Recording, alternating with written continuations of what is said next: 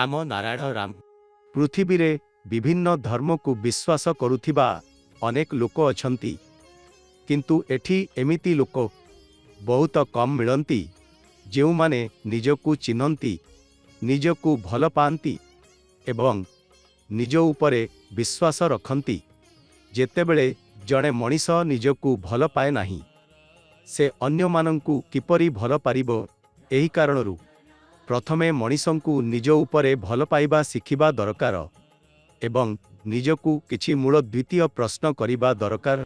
मु किए, मु केउठारु आसीछि, मोते केउठी जिबाकु हेब एवं मृत्यु परे मु कोन नेई जिबि।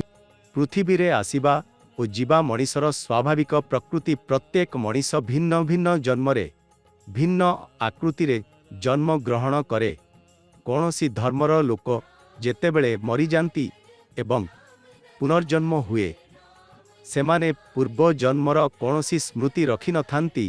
सेमाने काहाकू कहि पारंती नाही जे तांको पूर्व जन्म केमिति थिला, सेमाने कोन करिथिले, कारण सेमाने एक नुआ परिचय और नुआ स्मृति सहित जन्म नहीं थांती। जदि पृथ्वी रे भगवान अछंती तेबे मनीष मृत्यु परे पुनः जन्म ग्रहण करिबा उचित और तांकू एहा मने रहिबा उचित जे सेमाने पूर्वरु किए थिले, किंतु एपरि घटे नाही एवं भगवान कदाचित मनीषंक दुखरे साक्षात आसी साहाय्य करि नाहंती। सेमाने कदापि एही कथा कहि नाहंती मु तुम पाखकु तुम दुखरे सहयोग करिबा पई आसीछि। मनीष निजर विवेक और प्रकृति अनुसारे बंचिबा दरकार। सेमाने कौनसी धर्म, जाति, राजनैतिक दल बा मनीष तैयारी करिथिबा संविधान को अंधभक्ति रे मानिबा उचित नुहे। केवल प्रकृति को सर्वोपरि मानिबा उचित। जेपर्यंत पृथ्वी रे प्रकृतिर संविधान लागू हेब नाही से पर्यंत कौनसी राजनैतिक दल बा धर्मर ठिकादार पृथ्वीर कल्याण करि परिबे नाही। मनीषर जन्म प्रकृति मध्यरु होईछि एवं तांकर अस्तित्व मध्य प्रकृति उपरे निर्भर करे। प्रकृति बिना केही जीवंत रही पारिबे नाही।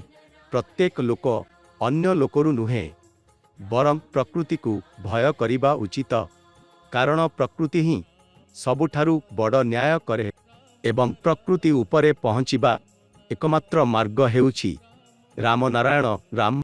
सेही पाई प्रत्येक मनीष राम नारायण राम नाम स्मरण सदा करी जीवा उचित।